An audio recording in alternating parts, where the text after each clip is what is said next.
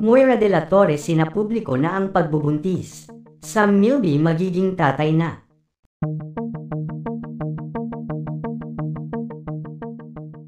Matatandaan na last year 2024 nang unang pag-usapan sa social media ang umano ay hiwalayan ng aktor na si Sam Milby sa girlfriend nitong si Miss Philippines 2018 Catriona Gray.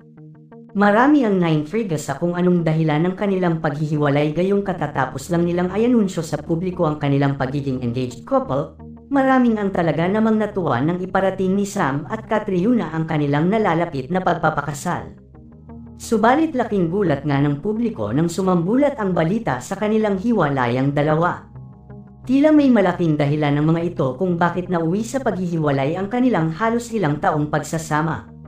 Gayunpaman kasabay ng pagkalat ng balita patungkol sa mga ito ay ang sari-saring balita at espekulasyon na lumalabas ngayon sa social media patungkol sa kanilang hiwalayan. Isa na dito ay ang pagkalat ng usap-usapan na third party ang dahilan ng kanilang paghihiwalay.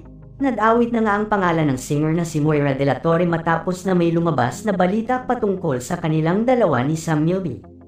Matatandaan na bago pa man maging mag-on si Kat at Sam ay naging matalik na magkaibigan si Moira at Sam at sa sobrang closeness nilang dalawa ni Sam ay nakuha pa nga itong patirahin ni Sam sa isa sa kanyang pagmamay-aring condo unit.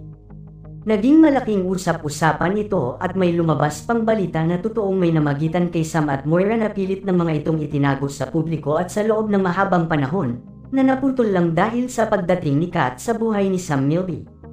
Marami nang ang isyu ngayon patungkol kay Moira matapos na maraming showbiz personality ang nag-unfollow sa singer na agad na napansin ng maraming netizens. At ang pinakamatindi ay ang pagkakadawat ng pangalan nito sa hiwalayan ni Catriona at Sam. Si Moira nga ang tinutulong dahilan kung bakit nasira ang relasyon ng mga ito. Dahil matapos ngang ituring ni Kat na kaibigan si Moira ay nakuha pa nitong ahasin ang kanyang boyfriend. Maraming source ang nagpapatunay na inagaw nga ni Moira de la Torre si Sam Milby kay Kat.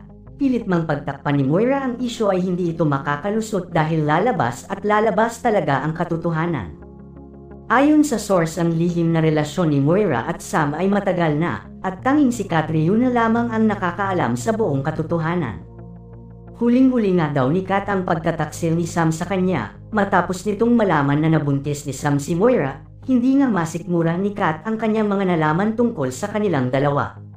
Sobrang desperada nga daw nitong si Moira na mapasa kanya ulit si Sam Milby. Labis nga ang sakit na idinulot nito sa puso ni Kat at hanggang sa humantong na ito sa desisyong hiwalayan na si Sam Milby. Hanggang ngayon ay nasa hilang stage pa ang puso ng ating beauty queen at sa tamang panahon isisiwalat na din ito ang buong katotohanan sa namamagitan kay Sam Milby at Moira de la Torre.